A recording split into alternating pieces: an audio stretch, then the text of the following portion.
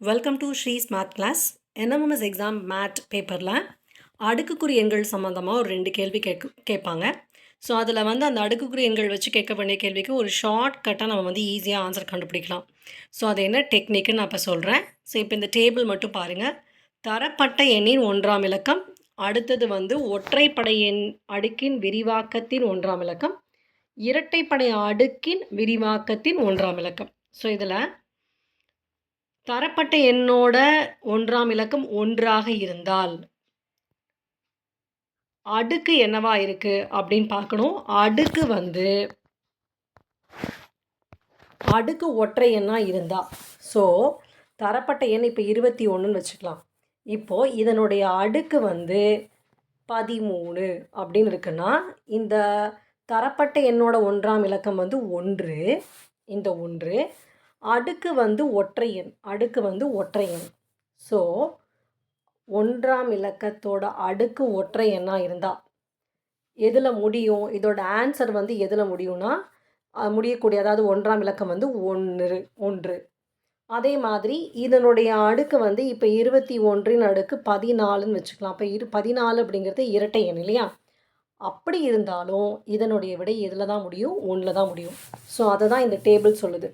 So கொடுக்கப்பட்ட என்னோட 1ஆம் இலக்கம் 1ஆக இருந்தால் அடுக்கு ஒற்றையாக இருந்தாலும் சரி, இரட்டையாக இருந்தாலும் சரி, ரெண்டுமே 1ல் தான் முடியும். அதாவது 1ஆம் இலக்கம் 1ஆகத்தான் இருக்கும். விடையினுடைய 1ஆம் இலக்கம் 1ஆகத்தான் இருக்கும். இப்போ இது புரிஞ்சிருக்கும்னு நினைக்கிறேன். இதே மாதிரி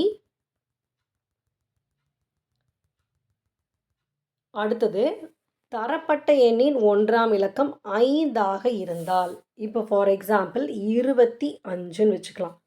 இதோட 1ஆம் இலக்கம் 5. இதனுடைய அடுக்கு ஒற்றை எண்ணாக இருந்தால், ஒற்றை எண்ணாக இருக்குன்னா ஃபார் எக்ஸாம்பிள் நீங்கள் 1ன்னு கூட கன்சிடர் பண்ணிக்கலாம்.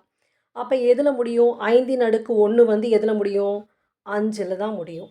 இதே மாதிரி ஒரு எண்ணினுடைய அடுக்கு இரட்டையாக இருந்தால், அப்போ 5ன் அடுக்கு 2ன்னு வச்சுக்கலாம். இரட்டைனா 2ன்னு வச்சுக்கோங்க, ஒற்றைனா 1ன்னு வச்சுக்கோங்க. அவ்வளோதான், ரொம்ப ஈஸி.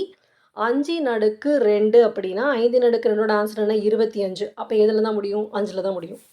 ஸோ கொடுக்கப்பட்ட எண்ணோட 1ஆம் இலக்கம் 5ஆக இருந்தால் அடுக்கு ஒற்றையாக இருந்தாலும் இரட்டையாக இருந்தாலும் விடையினுடைய 1ஆம் இலக்கம் 5ஆகவே தான் இருக்கும். அதே ரூல் தான் 6க்கும். 6க்கும் அடுக்கு ஒற்றையாக இருந்தாலும் இரட்டையாக இருந்தாலும் விடையினுடைய 1ஆம் இலக்கம் 6லே தான் முடியும். ஸோ 1, 5, 6க்கு ஒரே ரூல் தான். அடுத்தது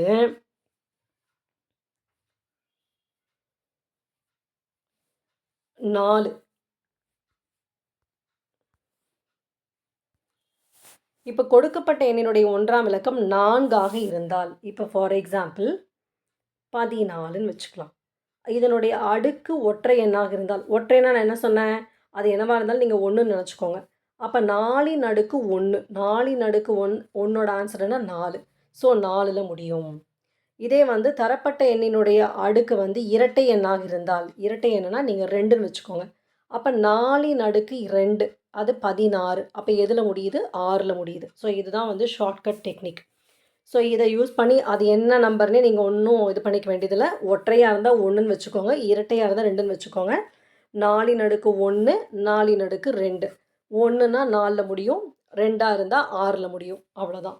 ஸோ கொடுக்கப்பட்ட எண்ணினுடைய 1ஆம் இலக்கம் 4ஆக இருந்தால், அடுக்கு ஒற்றையாக இருந்தால் விடையினுடைய 1ஆம் இலக்கம் 4ஆகவும், அடுக்கு இரட்டையாக இருந்தால் விடையினுடைய 1ஆம் இலக்கம் 6ஆகவும் இருக்கும். இதே மாதிரி தரப்பட்ட எண்ணுடைய 1ஆம் இலக்கம் 9ஆக இருந்தால், இப்போது ஃபார் எக்ஸாம்பிள் 19ன்னு வச்சுக்கலாம். இப்போ இதனுடைய அடுக்கு ஒற்றை எண் அப்படின்னா நான் என்ன சொன்னேன்? 1ன்னு வச்சுக்கோங்க. அப்போ 9ன் அடுக்கு 1 என்ன ஆன்சர்? 9. அப்போ 9ல் தான் முடியும். அடுத்தது தரப்பட்ட எண்ணினுடைய அடுக்கு இரட்டை எண்ணாக இருக்குன்னா, இரட்டை எண்ணா நான் என்ன வச்சுக்க சொன்னேன்? 2.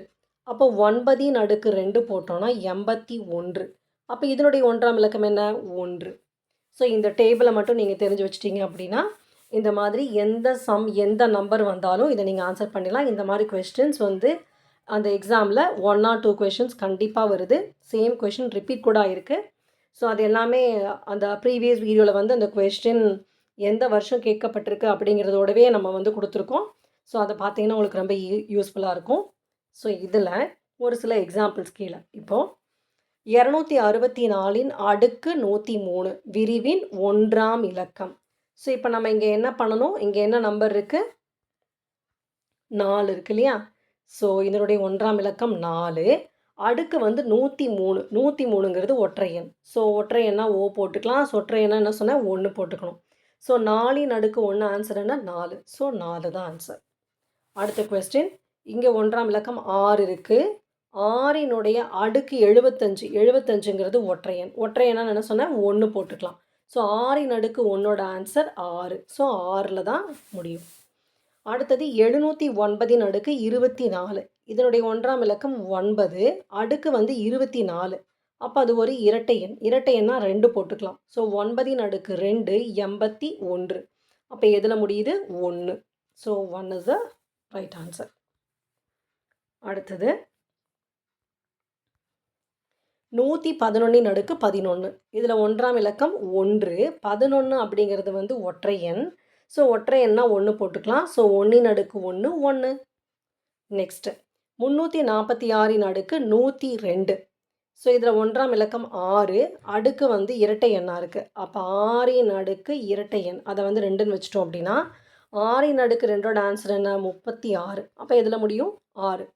ஸோ இந்த மாதிரி நீங்கள் ஈஸியாக இந்த சம்மை வந்து 1 மினிட்குள்ளேயே போட முடியும். ஸோ அந்த டேபிளை மட்டும் நல்லா படிச்சிட்டிங்கன்னா உங்களுக்கு ரொம்ப யூஸ்ஃபுல்லாக இருக்கும். ஸோ முயற்சி, பயிற்சி, தொடர்ச்சி இது 3 இருந்துச்சுன்னா கண்டிப்பாக வெற்றி நிச்சயம். So watch it, work out, win. Thank you.